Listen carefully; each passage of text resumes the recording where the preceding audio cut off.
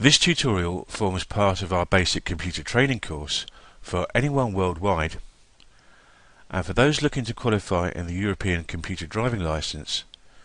The tutorial covers the final parts of the Equal Skills Basic section, elements 1.9 and 1.10.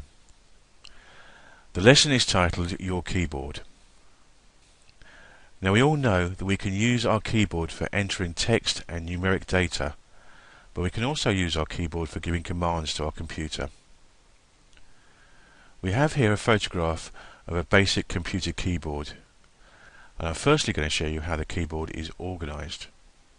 We have our typing, alphanumeric keys. These keys include the same letter, number, punctuation and symbol keys found on a traditional typewriter. We have what's known as control keys. These keys are used alone or in combination with other keys to perform certain actions. Function keys across the top. The function keys are used to perform specific tasks. They are labelled as F1, F2, F3, etc.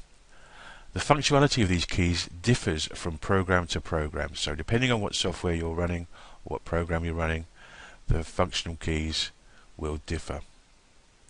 Navigational keys. These keys are used for moving around in documents or web pages and editing text. They include the arrow keys, home, end, page up, page down, delete and insert.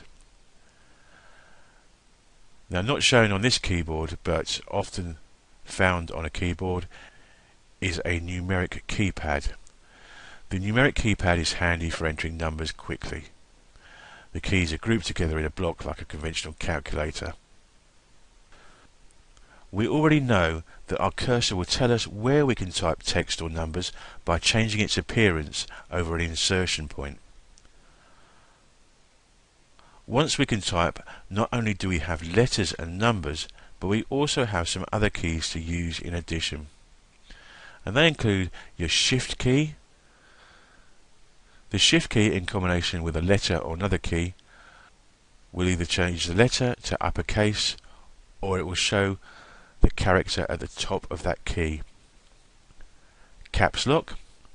Press the caps lock once and this will turn all your letters to uppercase. Press caps lock again, it will return to lowercase. Tab. Press the tab key to move the cursor several spaces forward. You can also press the tab key to move to the next text box on a form. Enter. Press the enter to move the cursor to the beginning of the next line. In a dialog box, press enter to select the highlighted button. Spacebar. Press the spacebar to move the cursor one space forward. Backspace. Use the backspace to delete the character before the cursor, in other words the character that you've just typed. There are also a number of command keys we can use, particularly as shortcuts.